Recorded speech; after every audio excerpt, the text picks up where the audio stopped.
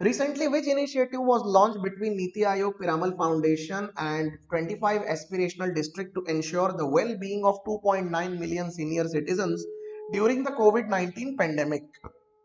Covid 19 pandemic के समय 25 aspirational districts में अभी अभी नीति आयोग और पिरामल फाउंडेशन ने मिलकर एक नया इनिशिएटिव लिया है। उस इनिशिएटिव का नाम क्या है? सही जवाब है ऑप्शन नंबर ए, सुरक्षित दादा दादी नाना नानी अभियान। ऑलराइट, अब ये दादा दादी नाना नानी अभियान क्या है दोस्तों?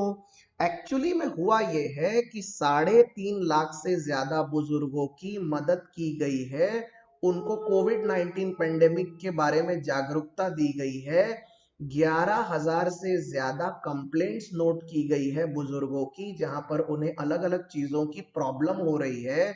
उनके लिए राशन कार्ड, उनके लिए मेडिकल फैसिलिटी, उनके लिए कोविड 19 की जानकारी, हर चीज का इंतजाम किया गया है। तो अपने आप में एक बहुत प्यारी मुहिम है ये जो शुरू की गई है। यूपी, बिहार, मध्य प्रदेश, झारखंड और इसके अलावा 4 और राज्यों में ये मुहिम शुरू की गई है। तो आई होप आपको ये बातें समझ में आई। राइट आंसर है ऑप्शन नंबर ए। ऑलराइट, चलिए ये माफ करना, सारे ऑप्शन रेड हो गए हैं, लेकिन राइट आंसर है option number A only. Right, इसको आप याद रखिएगा प्लीज।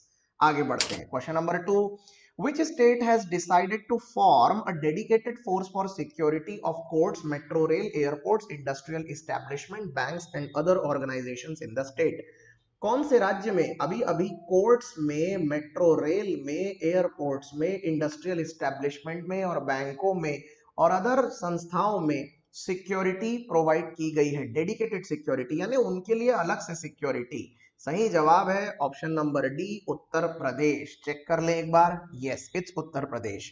उत्तर प्रदेश से रिलेटेड मैं 2 बातें आपको बताना चाहता हूं। सबसे पहले तो उत्तर प्रदेश की 2 टॉप की स्कीम्स का नाम।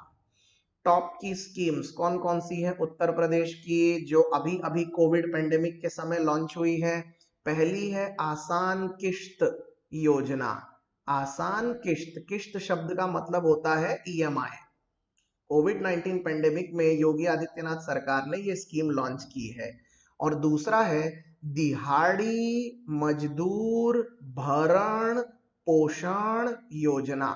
ऑलराइट, थोड़ा नाम लंबा है इसलिए मैंने शॉर्ट फॉर्म में लिखा है दिहाड़ी मजदूर भरण पोषण योजना। दिहाड़ी शब्द का मतलब क्या होता है दोस्तों? Daily wages. Alright, so those students who do not get such type of Hindi words, specially उनको मैं ढंग से समझाने की कोशिश कर रहा हूं। This is called daily wages. Okay, मजदूर भरण पोषण योजना, ये 2 स्कीम एग्जाम में आ सकती है। कौन से राज्य ने शुरू की है अगर पूछा गया तो क्या बोलेंगे? उत्तर प्रदेश। और उत्तर प्रदेश के सीएम कौन है? योगी आदित्यनाथ। सीएम साहब तो सबको पता ही होंगे। उत्तर प्रदेश के गवर्नर कौन है? गवर्नर है आनंदीबेन पटेल। इनके बारे में कल ही जिक्र हुआ था। इनको अभी अभी मध्य प्रदेश का एडिशनल चार्ज दिया गया है क्योंकि मध्य प्रदेश के गवर्नर साहब तबीयत खराब होने की वजह से अभी लखनऊ के अस्पताल में एडमिट है। और तीसरा, चीफ सेक्रेटरी कौन है उत्तर प्रदेश का? जरा इसका नाम भी मुझे बता देना। चीफ सेक्रेटरी सबसे बड़ी पोजीशन होती है ये। चीफ सेक्रेटरी है राजीव कुमार तिवारी। राजीव कुमार तिवारी, राइट, ये वहां के चीफ सेक्रेटरी है। ऑलराइट, ये बेसिक इंफॉर्मेशन आपको याद रहेगी दोस्तों। आगे बढ़ते हैं, ये सब कुछ लिखते चलना है। हाँ, ये सब 1 मार्क के जीके क्वेश्चन है जो एग्जाम में आने वाले हैं।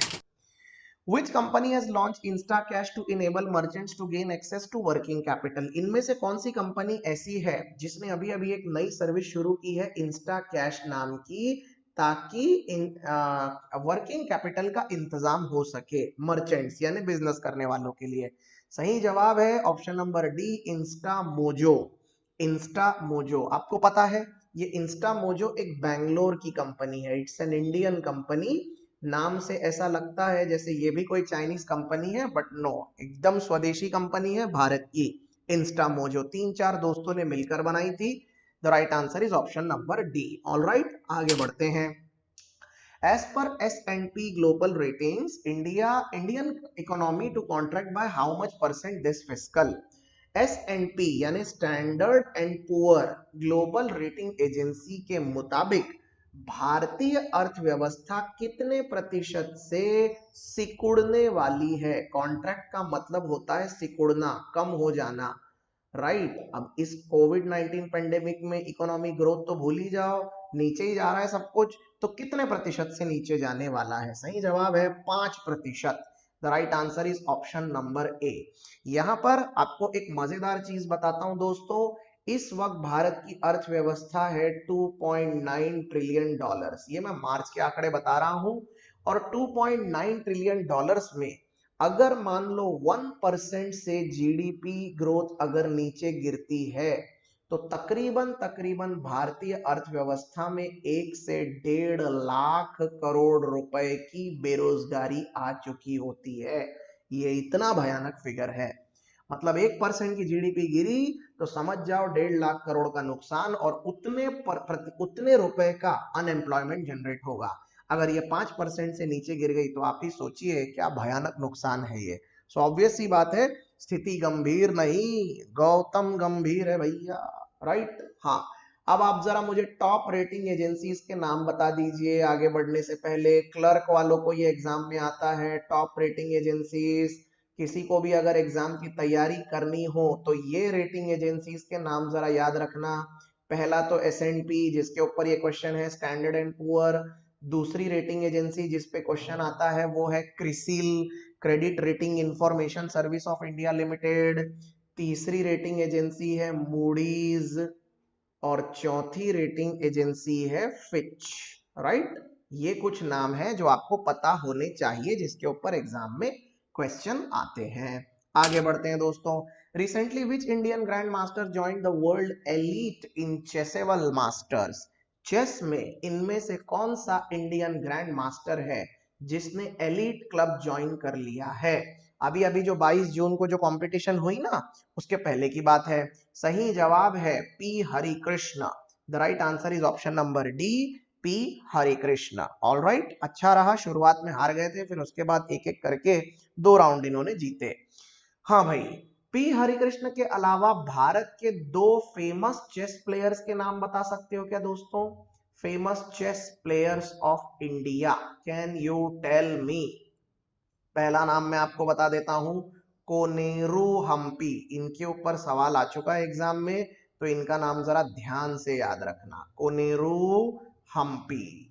और दूसरा नाम है सूर्य शेखर गांगुली, सूर्य शेखर गांगुली, राइट।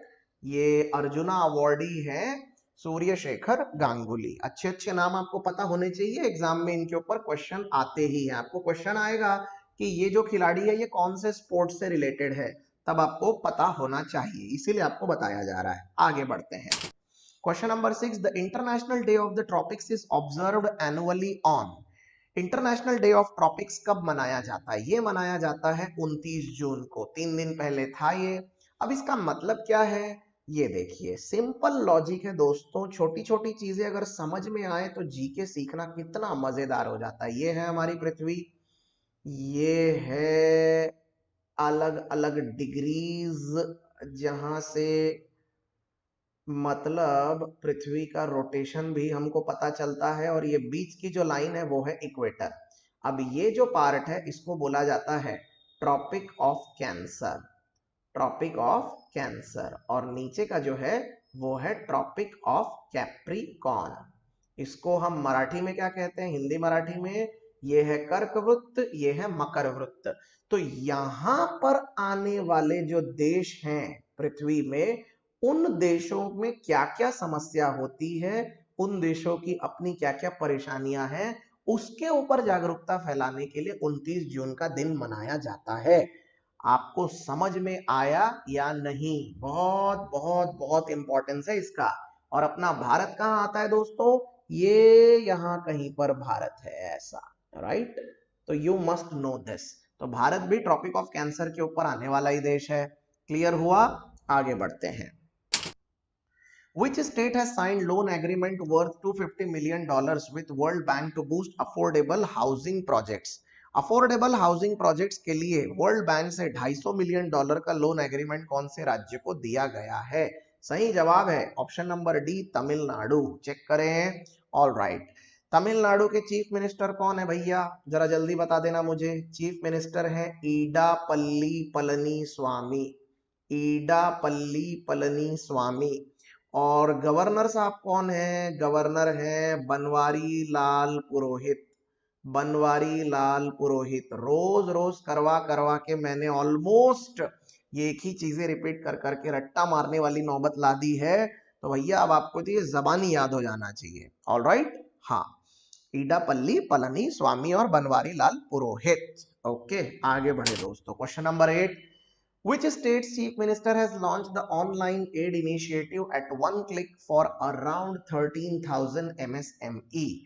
एक ऑनलाइन इनिशिएटिव अभी अभी लिया गया है एट वन क्लिक, यानी आपके एक क्लिक पर आपको लोन मिल जाएगा या आपको फाइनेंशियल एड मिल जाएगी। किसके लिए, एमएसएमई के लिए। एमएसएमई मतलब micro small and medium enterprise, लघु उद्योग। 13,000 एमएसएमई के लिए ये स्कीम लाई गई है। तो ये कहां आई है, ये स्कीम लाई गई है विजय रूपाणी की सरकार द्वारा, यानी ऑप्शन होगा option number B, Gujarat. All right, it is Gujarat. Total इसमें 12,247 एमएसएमईज को अभी तक फायदा हो चुका है। इसके अलावा सरकार ने 1369 करोड़ रुपीस इसके लिए अलग से निकाले हैं जो दिए जा रहे हैं। ऑलराइट, हाँ। चीफ मिनिस्टर कौन है भैया गुजरात के, चीफ मिनिस्टर हैं विजय रूपाणी। और गवर्नर कौन है गुजरात के, गवर्नर है आचार्य देवव्रत, आचार्य देवव्रत। राइट, नाम याद रखिएगा ये सब। ओके, चलिए दोस्तों आगे बढ़ते हैं। यहां तक बिल्कुल स्मूथली चल रहा है, सब कुछ ठीक है। आगे बढ़ते हैं। Question number 9, who among the following has launched the NADA app to help athletes stay updated on banned substances? इनमें से किसने नाडा ऐप लॉन्च की है बैंड एथलीट्स के लिए, मतलब अपडेटेड इंफॉर्मेशन देने के लिए? सही जवाब है भारत के स्पोर्ट्स मिनिस्टर किरेन रिजिजू, क्योंकि स्वाभाविक सी बात है एथलीट से संबंधित जानकारियां स्पोर्ट्स अथॉरिटी ऑफ इंडिया की तरफ से आने वाली है, तो स्वाभाविक है कि किरण रिजिजू ही इसका ऑब्वियस आंसर बनता है। ओके, आपको पता है किरण रिजिजू ये अरुणाचल प्रदेश से आते हैं। He is a politician from Arunachal Pradesh और फिलहाल ये भारत के यूथ अफेयर्स और स्पोर्ट्स मिनिस्टर हैं। Okay, youth affairs and sports, ये इनके पूरे मंत्रालय का नाम है। ओके, और नाडा का फुल फॉर्म क्या है दोस्तों? नाडा का फुल फॉर्म है नेशनल एंटी डोपिंग एजेंसी। मैं लिख नहीं रहा लेकिन आप ध्यान से सुनिए, नेशनल एंटी डोपिंग एजेंसी। नाडा का हेडक्वार्टर कहां पर है दोस्तों? इसका हेडक्वार्टर है नई दिल्ली में। और नाडा के अभी फिलहाल सीईओ कौन है? वो इज द सीईओ ऑफ नाडा, वो है नवीन अग्रवाल, नवीन अग्रवाल। ओके, ये याद रखना, ये सब 1-1 मार्क के लिए आएगा। आगे बढ़ते हैं। Name the attorney general of India who has been reappointed recently for 1 year. इनमें से कौन अटॉर्नी जनरल है भारत का जिनका फिर से अपॉइंटमेंट हुआ है 1 साल के लिए? सही जवाब है के वेणुगोपाल। पहले भी यही थे और इन्हीं का रीअपॉइंटमेंट हुआ है, के वेणुगोपाल। आपको अगर अभी तक सच में ईमानदारी से पता नहीं है कि अटॉर्नी जनरल मतलब क्या होता है, तो आज आप सुन लीजिए, जिंदगी भर नहीं भूलेंगे आप ये। अटॉर्नी जनरल का मतलब होता है सरकार के तरफ से सरकार का पक्ष रखने वाला वो वकील जो सुप्रीम कोर्ट में सरकार के तरफ से केस लड़ता है। ये तो आपको पता है ना, भारत में सबसे ज्यादा कोर्ट केसेस कौन लड़ रहा है? खुद सरकार। तो सरकार करेगी कैसे काम धंधे छोड़कर, कब तक लड़ते रहेगी? तो सरकार के पास अपना एक अटॉर्नी जनरल होता है जो सरकार का पक्ष सुप्रीम कोर्ट में रखता है, उसको बोला जाता है अटॉर्नी जनरल। तो वो कौन है अभी? के वेणुगोपाल। तो एक तरीके से हम ये भी कह सकते हैं कि ये भारत सरकार के चीफ लीगल एडवाइजर हुए, है ना, मतलब कानूनी सलाह तो भारत सरकार को यही देते हैं ना, तो ये है चीफ लीगल एडवाइजर भी इनको बोला जाता है। Alright, yes. आगे बढ़ने से पहले सारे दोस्तों को मेरा एक सवाल, जिसका जवाब आप कमेंट्स थ्रेड में मुझे आज देंगे और बढ़ चढ़कर हिस्सा लेंगे। अगर अटॉर्नी जनरल यानी सरकार का वकील, तो सॉलिसिटर जनरल मतलब क्या? सवाल बड़ा सिंपल है। अटॉर्नी जनरल तो मैंने बता दिया, आप मुझे बताएंगे सॉलिसिटर जनरल यानी क्या होता है। आपके जवाब का इंतजार रहेगा। आगे बढ़ते हैं। Who has been awarded with Professor P.V. Sukhatme National Award in Statistics? Statistics ज्याला मराठीत आपण सांख्यिकी असं म्हणतो, ते स्टॅटिस्टिक्स सुखात्मे नेशनल अवार्ड इन स्टैटिस्टिक्स ये किसको दिया गया है? ये दिया गया है ऑप्शन नंबर डी, यानी कि both A and B, Arvind Pandey और अखिलेश चंद्र कुलक्षेत्र, राइट, कुलश्रेष्ठ, माफ करना। ये किस चीज के लिए दिया जाता है दोस्तों? स्टैटिस्टिक्स में अगर आपने कुछ बहुत अच्छा अचीव किया है तो उसके लिए दिया जाता है। इंडियन स्टैटिस्टिशियन को लाइफ टाइम अचीवमेंट के लिए दिया जाता है। अगर आपको कभी किसी ने पूछ लिया सुखात्मे अवार्ड किस चीज से रिलेटेड है, बोलना स्टैटिस्टिक्स में अगर आपका काम एकदम लाजवाब है उस चीज के लिए आपको ये दिया जाता है। ऑलराइट, आगे बढ़ते हैं। Name the former RBI governor who has been awarded with Professor P.C. Mahalanobis, Prasanta Chandra Mahalanobis national award in official statistics. Mahalanobis नाम के भारत के एक बहुत बड़े स्टैटिस्टिशियन हुआ करते थे, जो कि प्लानिंग कमीशन के, पहले प्लानिंग कमीशन के मेंबर भी थे। तो ये महालनोबिस जी के नाम पर एक अवार्ड दिया जाता है। वो अवार्ड किस पूर्व आरबीआई गवर्नर को दिया गया है? सही जवाब है option number C Rangarajan. Okay, आपको पता है बहुत जबरदस्त कमाल का पोर्टफोलियो है सी रंगराजन साहब का। ये इकोनॉमिस्ट रह चुके हैं यानी अर्थशास्त्री रह चुके हैं, ये राजनीतिज्ञ रह चुके हैं यानी पॉलिटिशियन, ये भारत के 19वें आरबीआई गवर्नर थे, उसके साथ ही साथ ये प्राइम मिनिस्टर के इकोनॉमिक काउंसिल के प्रेसिडेंट भी थे, इकोनॉमिक काउंसिल के प्रेसिडेंट, राइट। तो काफी बड़ी हस्ती है। और आप जानते हैं यूपीए सरकार जब 2014 में हारी थी उस समय इन्होंने रिजाइन कर दिया था। तो ये मूलतः यूपीए सरकार के समय काफी एक्टिव हुआ करते थे। ऑलराइट, हाँ। और महालनोबिस साहब के बारे में भी आपको समझ में आ गया ना। महालनोबिस, प्रसंत चंद्र महालनोबिस, ये पहले प्लानिंग कमीशन के मेंबर थे और महालनोबिस साहब ने ISI बनाया था, Indian statistical institute. I hope आपको ये जानकारी पूरी समझ में आ रही है। बहुत बड़ी हस्ती थे महालनोबिस साहब भी। आगे बढ़ते हैं।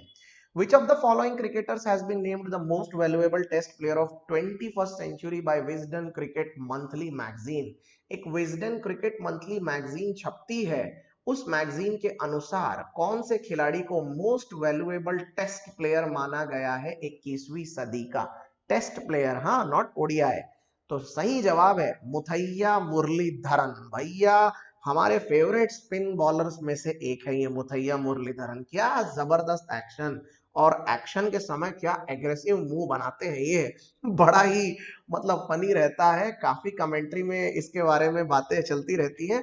बट नो डाउट इस सदी के सबसे महानतम गेंदबाज में से एक रहे हैं मुथैया मुरलीधरन। आपको बताऊं मैं, मुथैया मुरलीधरन ने करीबन 133 टेस्ट मैचेस खेले हैं और मुथैया मुरलीधरन ने टेस्ट मैचेस में 800 विकेट लिए हैं, राइट। जबरदस्त रिकॉर्ड है बिल्कुल। और ओडीआईज में, वनडे इंटरनेशनल में तो 500 के ऊपर 534 विकेट ले चुके हैं ये। तो काफी मतलब महान श्रीलंका के गेंदबाज रहे हैं ये मुथैया मुरलीधरन। ऑलराइट, आपको एक बात और जानकर बड़ी तसल्ली होगी। ये तो हो गए फर्स्ट। सेकंड नंबर पर इस लिस्ट में है हमारे सर किसको बोलते हैं हम? Ravindra Jadeja, sir Jadeja, right. रविंद्र जडेजा को मोस्ट वैल्यूएबल प्लेयर माना गया है। काफी काम के स्पिन बॉलर रहे हैं ये भी। ऑलराइट, तो इनका नंबर लगा है सेकंड पे। ओके, हाँ। वैसे आपको एक चीज और पूछनी थी, ग्लेन मैकग्राथ आपको कैसे लगते हैं? इनकी बॉलिंग आपको कितनी पसंद है? वैसे मेरे तो सबसे फेवरेट बॉलर्स में से एक हैं, लेजेंडरी लगते हैं मुझे। तो आप अपने कमेंट जरूर मुझे बताना कि आप इस बात से इत्तेफाक रखते हैं कि ग्लेन मैकग्राथ एक शानदार बॉलर रह चुके हैं। And how many of you really like the bowling of Glenn McGrath? आगे बढ़े। Gita Nagabhushan who passed away in June 2020 is a renowned, Gita Nagabhushan Kannada भाषा की एक लेखिका थी जिनकी अभी अभी मृत्यु हुई है। तो वो क्या थी? मैंने अभी अभी बता ही दिया, लेखिका थी। तो राइट आंसर है नॉवेलिस्ट। कौन सी भाषा में? कन्नड़ भाषा की लेखिका थी। इन्होंने 24 से ज्यादा अलग अलग नॉवेल्स लिखी हैं। तो इनको साहित्य अकादमी अवार्ड भी मिल चुका है, साहित्य अकादमी अवार्ड, लेकिन कन्नड़ भाषा के लिए दिया गया है। ओके, ये याद रखिएगा। आपको कभी ऐसे क्वेश्चन भी घुमा फिरा के पूछ लिए जाएंगे कि अभी अभी साहित्य अकादमी अवार्ड इन कन्नड़ा में एक नॉवेलिस्ट की मृत्यु हुई है, उनका नाम क्या था? तो आपको नाम पूछा जा सकता है या फिर उनका काम पूछा जा सकता है। तो बोथ वे राउंड आपको दोनों चीजें पता होनी चाहिए। क्वेश्चन घुमा फिरा के आते ही है एग्जाम में। आगे बढ़ते हैं। International asteroid day is observed every year on. उल्का जो गिर जाती है, पृथ्वी से टकरा जाती है, वो एस्टेरॉइड डे कब मनाया जाता है? वो मनाया जाता है 30 जून को। आपको पता है इस दिन का एक खास महत्व क्या है? वो लुनार वाला? अरे नहीं यार, लुनार वाला जो हुआ था वो तो है ही, लेकिन उसके अलावा एक और अद्भुत घटना 30 जून को हुई थी। इसी दिन 1908 में साइबेरिया नाम के एक देश में एक जंगल में एक बड़ी उल्का गिरी थी और जंगल के सारे पेड़ को फ्लैट कर दिया था उसने। यानी समझ लीजिए कोई चीज वर्टिकल है, उसके ऊपर कोई दूसरी चीज गिरी और वो फ्लैट हो गई, पूरी हॉरिजॉन्टल हो गई, सारा जंगल बिल्कुल साफ हो गया। आपको यकीन नहीं हो रहा है क्या? मैं दिखाऊं आपको, ये देखिए, ये can you see this image? ये पेड़ पूरे के पूरे उखड़ चुके हैं। ये उस जमाने की एक तस्वीर है और ये हादसा 30 जून को हुआ था, इसीलिए ये दिवस मनाया जाता है। ऑलराइट, ये इसका इंपॉर्टेंस है, याद रखना आप। आगे बढ़ते हैं दोस्तों। Question number 16, what is the name of India's first indigenous vaccine candidate? आपको पता है अभी अभी एक वैक्सीन को ह्यूमन ट्रायल के लिए परमिशन मिल गई है, कोविड-19 से लड़ने वाली एक वैक्सीन। उस वैक्सीन का नाम है Covaxin. The right answer is Covaxin. अब इससे रिलेटेड दो इंफॉर्मेशन है, प्लीज आनाकानी मत करना और नोटबुक में लिख के रख लेना। भारत का central drug standard control organization, उसने BBIL यानी भारत बायोटेक इंडिया लिमिटेड को ह्यूमन ट्रायल लेने की परमिशन दे दी है। और किस चीज की परमिशन? इस वैक्सीन की परमिशन दे दी है। फिर से एक बार मैं रिपीट कर देता हूं, central drug standard control organization ने भारत बायोटेक इंडिया लिमिटेड को परमिशन दे दी है इस वैक्सीन का ह्यूमन ट्रायल लेने की। वैक्सीन का नाम है कोवैक्सीन। बात समझ में आई या नहीं? नोटबुक में फुल फॉर्म लिख के रखा या नहीं? बिल्कुल आलस मत दिखाना बेटा, ये सब एक दिन सर पे पड़ने वाला है उल्टा, अगर हमने टाइम पे इन चीजों का ढंग से ख्याल नहीं रखा तो। आगे बढ़े। India has banned how many Chinese mobile apps to protect its sovereignty and integrity? कर लो बात, सबको पता है 59 एप्स पे बैन लगा दिया है भारत सरकार ने। ऑलराइट, हाँ भाई, तो इसमें क्या क्या शहीद हो गया? सबसे पहले तो जितने भी लोकल हीरोज थे, जिनके हजारों हजारों लाखों लाखों फॉलोअर्स थे, सबके लिए 2 मिनट की सांत्वना है भैया, हमारे लिए, हमारे तरफ से टिकटॉक बैन कर दिया गया है। वैसे जो दीवाने हैं जिनको एक एक मिनट के वीडियो चाहिए, वो चाहे तो मित्रों ऐप पे जा सकते हैं। ये बैंगलोर की एक ऐप है मिट्रॉन, आप इसको ट्राई करें, मजा आएगा आपको। इंडियन वर्जन है भैया, इसमें जितना करना है, जितने हीरो बनना है आप बन जाओ। ऑलराइट, शिल्पा शेट्टी भी टिकटॉक पे थी, रितेश देशमुख साहब भी टिकटॉक पे थे। मुझे लगता है अभी किसी दूसरे देसी ऐप में शिफ्ट होने वाले हैं। इसके अलावा फिर और क्या क्या बैन हो गया? यूसी ब्राउजर बैन हो चुका है। कैम स्कैनर बंद करा दिया यार, मुझे बड़ा अफसोस हो रहा है। वो कैम स्कैनर अच्छा था, उसका एक अच्छा इंडियन वर्जन आप मुझे जरा कमेंट थ्रेड में सजेस्ट करना। जितने सरकारी काम करने वाले, ऑफिशियल काम करने वाले लोग हैं, उनसे मेरी एक जानकारी मुझे चाहिए है कि कैम स्कैनर का अच्छा सब्स्टिट्यूट क्या होगा, आप मुझे कमेंट थ्रेड में बताना। आगे बढ़े दोस्तों। Which nation has passed a controversial national security law? कौन से देश ने एक विवादास्पद, कंट्रोवर्शियल का मतलब होता है सवालों से घिरा हुआ, ओके, एक नेशनल सिक्योरिटी लॉ फाइनली पास कर दिया है? इस तरह का नालायकपना एक ही देश कर सकता है, जवाब है चाइना। वैसे पाकिस्तान भी कर सकता है, लेकिन फिलहाल जवाब है चाइना। क्या किया है? ये देखो, एक नक्शे से मैं आपको 1 मिनट में पूरी कहानी समझा देता हूं। ये है चाइना, चाइना के बाजू में एक नन्हा सा आइलैंड है जिसका नाम है हांगकांग। ये हांगकांग एक जमाने में ब्रिटिश लोगों के कंट्रोल में था। ब्रिटिश लोगों ने जाते जाते ये बोल दिया था कि हांगकांग कभी भी कम्युनिस्ट देश नहीं रहेगा, ये डेमोक्रेटिक रहेगा। हालांकि चाइना का इसके ऊपर अधिकार रहेगा, लेकिन चाइना अपनी कम्युनिज्म इनके सर पे कभी नहीं थोपेगी। दिन बदलते चले गए, हांगकांग काफी अच्छा स्वायत्त बनता चला गया और हांगकांग के लोगों को डेमोक्रेसी में जीने की आदत पड़ गई।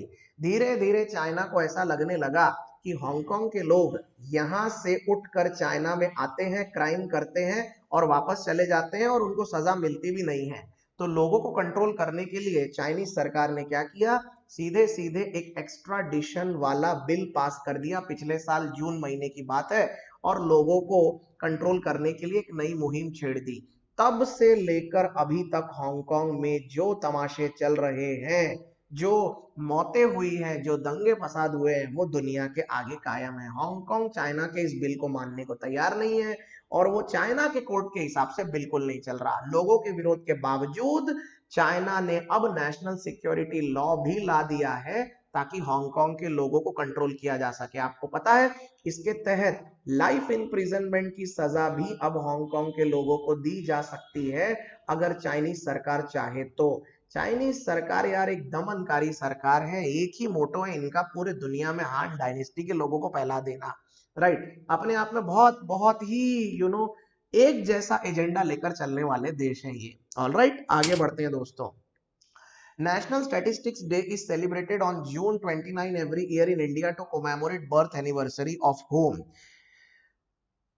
नेशनल स्टैटिस्टिक्स डे राष्ट्रीय सांख्यिकी दिवस जो मनाया जाता है 29 जून को, ये किनके बर्थडे के अवसर पे मनाया जाता है? अभी अभी मैंने क्वेश्चन नंबर आई गेस 12 में आपको बताया था, तो वही है इसका जवाब। सही जवाब है पीसी महालनोबिस, प्रशांत चंद्र महालनोबिस। ये एक्चुअली में भारत के एक बहुत बड़े सांख्यिकी विशेषज्ञ थे। इन्होंने भारत का पहला प्लानिंग कमीशन तैयार किया था, उसके ये मेंबर थे, फर्स्ट प्लानिंग कमीशन। और भारत में फर्स्ट प्लानिंग कमीशन कब आया था दोस्तों? जवाहरलाल नेहरू के समय में 1951 में। और इसी प्लानिंग कमीशन को आज बाद में मोदी सरकार में क्या नाम दे दिया गया? नीति आयोग। राइट, और इन्होंने ही, पीसी महालनोबिस साहब ने ही आईएसआई की शुरुआत की थी। आईएसआई यानी पाकिस्तान वाला आईएसआई नहीं भैया, ये आईएसआई का मतलब है इंडियन स्टैटिस्टिकल इंस्टीट्यूट। उसके फाउंडर भी महालनोबिस साहब ही रहे थे। बहुत बड़े इकोनॉमिस्ट रहे हैं ये भारत के। ओके, आगे बढ़ते हैं दोस्तों। Iran has issued N arrest warrant for which of the following world leader? लीजिए, अरे भाई अब क्या बताएं, ये डोनाल्ड ट्रंप के अगेंस्ट अरेस्ट वारंट ला देने के बावजूद डोनाल्ड ट्रंप साहब सुधर जाएं तो कौन सा मतलब, ये तो फिर ऐसा हो जाएगा कि सूरज पश्चिम से निकल रहा है। 74 साल के डोनाल्ड ट्रंप, अमेरिका के प्रेसिडेंट, उनके खिलाफ ईरान ने अरेस्ट वारंट जारी किया है, बताइए, डोनाल्ड ट्रंप के खिलाफ। और इस पे इंटरपोल का जवाब ये है कि भैया हम इस मामले में बिल्कुल नहीं पढ़ना चाहते, आपको जो सही लगता है वो करो। अब यार, अब सीधे सीधे अमेरिकन राष्ट्रपति को कौन अरेस्ट करके लाने वाला है यार, कैसी बातें कर रहे हैं। और ईरान ने ये जो अरेस्ट वारंट जारी किया, ये किस चीज पे जारी किया है पता है? पिछले साल अमेरिका ने ड्रोन हमला कर दिया था ईरान पे, और उस ड्रोन हमले में ईरान के एक बहुत बड़े सिक्योरिटी चीफ कासिम सुलेमानी साहब की डेथ हो गई थी। और कासिम सुलेमानी को अमेरिकन ने आतंकवादी, टेररिस्ट डिक्लेयर किया था। उस बात से ईरानियंस इतने चिढ़ गए थे, उन्होंने बोला यार ये तो मतलब जो मन में आए वैसा बिहेव करते हैं अमेरिकन। तो तब से अमेरिका और ईरान के बीच में बहुत बढ़िया दुश्मनी देखने को मिली और काफी कुछ इसमें नुकसान भी हुआ। बाद में ईरान वालों ने भी हमले किए और ऐसा क्लेम किया कि 100 अमेरिकन सोल्जर्स को हमने मार दिया और हम भी उनको आज से हम आतंकवादी ही कहेंगे। आतंकवादी बोल बोल के अमेरिकन ने जैसे मतलब एक मनोवैज्ञानिक दबाव बना के रखा ईरान पे, जिस चीज का फिर बदला लिया गया। तो इन दोनों के बीच में झगड़े और स्किर्मिशेस अभी भी चालू हैं। ऑलराइट, वैसे ईरान के राष्ट्रपति का नाम बता दीजिए जरा जल्दी से। ईरान के राष्ट्रपति हैं हसन रूहानी। आई होप आपको पता है। The right answer is Hassan Rouhani. मैं लिख देता हूं यहां पर, हसन रूहानी। ओके, और ईरान की कैपिटल क्या है? Tehran. The capital is Tehran. Okay, ये सब चीजें याद रखना क्योंकि 1 मार्क के जीके क्वेश्चन के लिए ये पूछी जाती है। आगे बढ़ते हैं। Which ministry is celebrating 2 week long संकल्प पर्व initiative of plantation of trees? संकल्प पर्व 2 दिन के लिए, सॉरी 2 हफ्ते के लिए ये प्लांटेशन ऑफ ट्रीज का कौन से मंत्रालय ने ये बेड़ा उठाया है? सही जवाब है मिनिस्ट्री ऑफ कल्चर। पूरा नाम है ministry of culture and tourism, संस्कृति एवं पर्यटन मंत्रालय। मिनिस्टर साहब का नाम बता दीजिए जरा, मिनिस्टर कौन है? Prahlad Singh Patel. The right answer is Prahlad Singh Patel. Okay, skill development and entrepreneurship minister कौन है? इनका भी नाम बता दीजिए। ये है महेंद्र नाथ पांडे। महेंद्र नाथ पांडे। ऑल राइट, हाँ, ये सब कुछ याद रखना दोस्तों, ये आता ही है एग्जाम में। Ministry of human resource development, HRD minister कौन है? मानव संसाधन विकास मंत्रालय, जिसको हम हिंदी में कहते हैं रमेश पोखरियाल निशंक। रमेश पोखरियाल निशंक। और ministry of environment forest and climate change, वो कौन है? Prakash Javadekar. The right answer is Prakash Javadekar. Right, याद रहेगा आपको, ये सब चीजें आपको एक एक करके पता होनी ही चाहिए। आगे बढ़ते हैं दोस्तों। Name the state which develops India's first lichen park with over 150 lichen species. Okay, lichen species के लिए लीचन पार्क कौन से स्टेट पे अनाउंस किया गया है? सही जवाब है उत्तर प्रदेश से अलग हुआ राज्य पूर्व में, सॉरी नॉर्थ में, Uttarakhand. The right answer is option number B, Uttarakhand. Uttarakhand के चीफ मिनिस्टर का नाम बता दीजिए। चीफ मिनिस्टर कौन है? टी.एस. रावत, त्रिवेंद्र सिंह रावत। ओके, उत्तराखंड के गवर्नर कौन है? गवर्नर है बी.आर. मौर्य, यानी बेबी रानी मौर्य। राइट, और 2 नेशनल पार्क के जरा नाम बता दीजिए उत्तराखंड के। उत्तराखंड के 2 नेशनल पार्क मैं बता देता हूं आपको। पहला गंगोत्री नेशनल पार्क, और दूसरा जहां नरेंद्र मोदी जी गए थे ना बेयर ग्रिल्स के साथ, वो वाला नेशनल पार्क, जिम कॉर्बेट कहते हैं हम उसको, Jim Corbett national park. All right, हाँ, आपको ये लीचन कैसे होते हैं दिखाऊं जरा, 1 मिनट। एक बार इसको ध्यान से देखिए। नाउ सी दिस, ये ऐसे पेड़ के ऊपर जो होते हैं ना, दिस इज कॉल्ड लीचन, इसका पार्क है ये। आगे बढ़े, question number 23, find the organization which released report titled money laundering and the illegal wild life trade. Okay, ये ऑर्गेनाइजेशन जिसने एक रिपोर्ट जारी की है मनी लॉन्ड्रिंग। मनी लॉन्ड्रिंग का मतलब क्या होता है? धन शोधन। मनी यानी धन, लॉन्डर, लॉन्डर करने का मतलब होता है धोना। तो पैसे को धोना, अब पैसे को तो लिटरली धोया नहीं जा सकता, तो पैसे को धोना मतलब ब्लैक मनी को व्हाइट मनी में कन्वर्ट करने के इस काम को बोला जाता है money laundering. Money laundering illegal ही है। और इलीगल वाइल्ड लाइफ ट्रेड, इसके ऊपर जो रिपोर्ट जारी की है वो किसने की है? स्वाभाविक सी बात है, इसके ऊपर एक अलग से बॉडी बनाई गई है दुनिया में, तो वही होगा आंसर।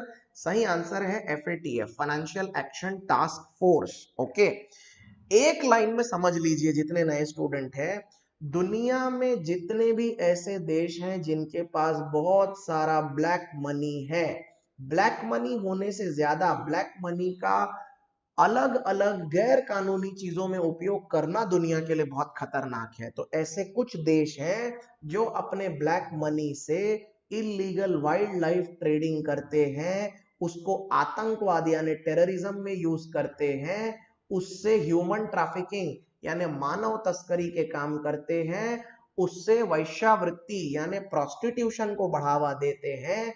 इन सब की रोकथाम के लिए FATF नाम की एक बॉडी बनाई गई है। और FATF ने एक बार अगर किसी को ग्रे या ब्लैक लिस्ट में डाल दिया तो उस देश को फिर दूसरे देश से मदद नहीं मिलती, उसको अकेला छोड़ दिया जाता है बिल्कुल। और ऐसा ही होने वाला है बहुत जल्द पाकिस्तान के साथ, अगर पाकिस्तान अपनी हरकतों से बाज नहीं आया तो। अब ये FATF जो है, इसका हेडक्वार्टर कहाँ है? हेडक्वार्टर है पेरिस में, और इसके प्रेसिडेंट हैं, प्रेसिडेंट साहब का भी नाम लिख लीजिए, प्रेसिडेंट हैं जियांग मिन लियू। जियांग मिन लियू, LIU।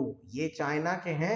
अभी तक तो यही बचाते आए हैं पाकिस्तान को, लेकिन बहुत जल्दी जब इनकी सत्ता हटेगी चीजें चेंज हो जाएंगी। अभी तक FATF में 39 मेंबर्स हैं जिसमें भारत भी शामिल है। ऐसे तो 37 कंट्रीज है, लेकिन दो यूनियंस भी हैं उसमें, पहला यूरोपियन यूनियन और दूसरा GCC, gulf cooperation council. All right, सारी जानकारी समझ में आई या नहीं आई आपको? आपको ये डिटेल में जो मैं एक एक चीज समझाता जा रहा हूँ, ये आपको पसंद आ रहा है या नहीं?